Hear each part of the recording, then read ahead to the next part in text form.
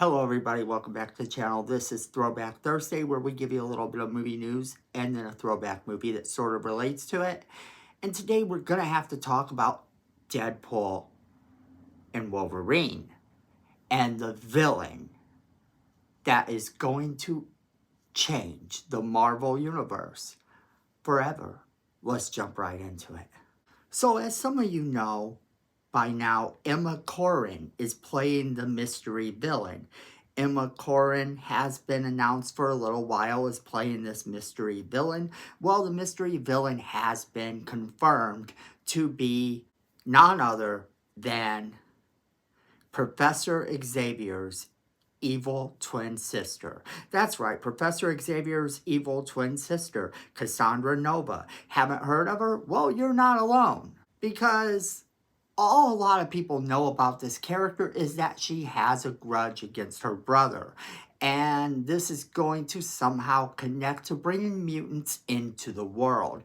I don't think this is a bad villain to set up mutants and to set up the end of the multiverse. It's definitely something new and exciting. And this villain is not without her powers. Her origin is a bit weird, and really a bit weird. And that's the thing about her, is that she can have this really weird origin and yet still be this formidable bad guy in this film. And I think that she is probably the right choice for it. She has an origin that's going to make it really easy for Deadpool to kind of laugh at her, to kind of make fun of her. Oh, and he will.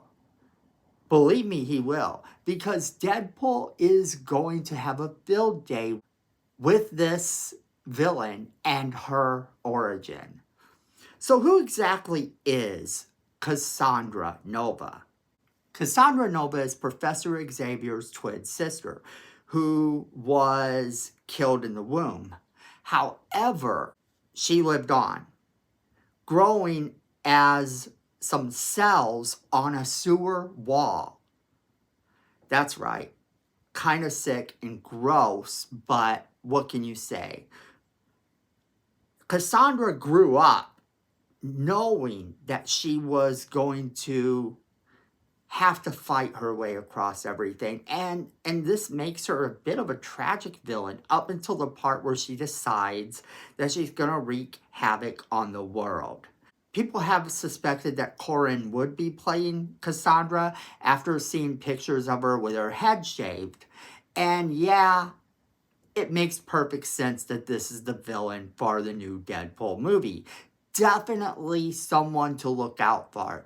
And the movie is going to bring in mutants, so to have her as the villain works.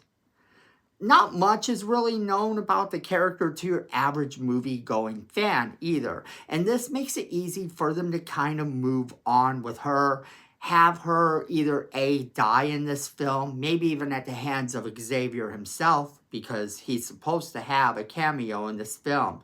Now, I know she is a lot younger than the Xavier we're used to seeing in the Marvel Cinematic Universe, but keep in mind, she grew up a lot slower. She grew up a lot slower because she had to just form as nothing but cells on a wall. So the years and years it took her to grow up, apparently Xavier's allowed to be that much older than her now. It doesn't have to make sense because it's a comic book. They just have to make it fun. Making her the villain makes a lot of sense. She wants to wreak havoc on the world, and what better way to do it than when you have a multiversal disaster going on, right? So she's using this in the movie to kind of advance her motives. And I think that's going to make for a lot of fun too. I want to know what you guys think about the choice of villain. Do you think she's going to make a fun villain? What are your hopes for this movie? Remember, we don't have that long before this movie will officially come out. So what is our throwback movie, you might ask? Well, our throwback movie of the week is Deadpool. Now, Deadpool, of course, came out in 2016. It is based on the Marvel Comics character of the same name, but we already all know that. It was directed by Tim Miller and written by Tam Reese and Paul Wernick. And it stars, of course, Ryan Reynolds. So originally, Ryan Reynolds played the character in X-Men Origins Wolverine 2009. And they were trying to adapt this into a spinoff, which never happened. And Ryan Reynolds has been fighting for this movie since before X-Men Origins. Well, it didn't come to fruition at all. And what ended up happening, in fact, was that footage from this movie got released. And as soon as footage from this movie got released, this little short clip that they did, this test footage, that's when things began to pick up for this movie. And then the movie went into production and came out and became a major hit. Everybody was talking about this film because it did something that no other superhero film had done to this point. It had a lot of language, a lot of adult humor, but it was brutally funny, and you really could not help but to laugh. And Ryan Reynolds marked himself as the to-go-to for this type of thing a long time before Deadpool. You can check out some of his earlier work and see some of the films that he had sort of started his comical rise that would ultimately have got him put in this movie, Deadpool.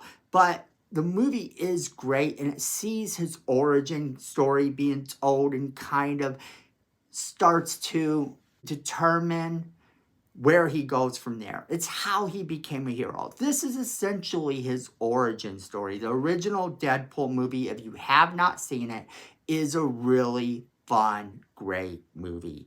The cast is fun, like always. Ryan Reynolds does an amazing job. It is one of those movies that I would highly recommend you watch, even if you aren't a superhero fan.